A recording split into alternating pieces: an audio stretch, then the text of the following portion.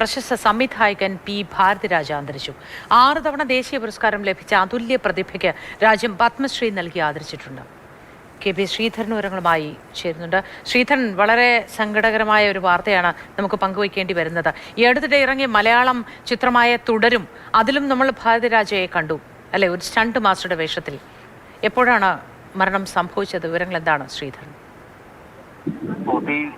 തെന്നിന്ത്യൻ സിനിമാ ലോകത്തെ, പ്രത്യേകിച്ച് തമിഴ് സിനിമാ ലോകത്തെ സംബന്ധിച്ച് വലിയ നഷ്ടം തന്നെയാണ് ഭാരതിരാജയുടെ വിയോഗത്തിലൂടെ ഉണ്ടായിരുന്നത്. കഴിഞ്ഞ കുറച്ചു കാലങ്ങളായി വാർദ്ധക്യ സഹജമായിട്ടുള്ള അസുഖങ്ങളെ തുടർന്ന് അദ്ദേഹം ചികിത്സയിലും ഒക്കെയായിരുന്നു.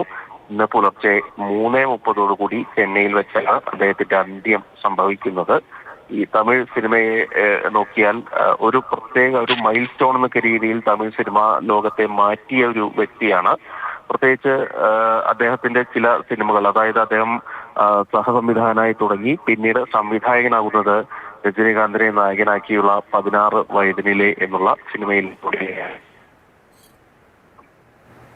തീർച്ചയായിട്ടും നമുക്ക് മലയാളികൾക്കും ഏറെ ബന്ധമുണ്ടായിരുന്നു. അതായത് 2013 സംസ്ഥാന ചലച്ചിത്ര അവാർഡ് ജൂറി അംഗമൊക്കെയായി പ്രവർത്തിച്ചിട്ടുണ്ട്.